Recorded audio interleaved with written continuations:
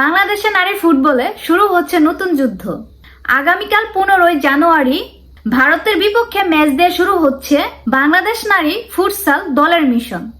এই গুরুত্বপূর্ণ ম্যাচে মাঠে নামবেন সাবিনা কৃষ্ণা এবং মাসুরা পারভিন।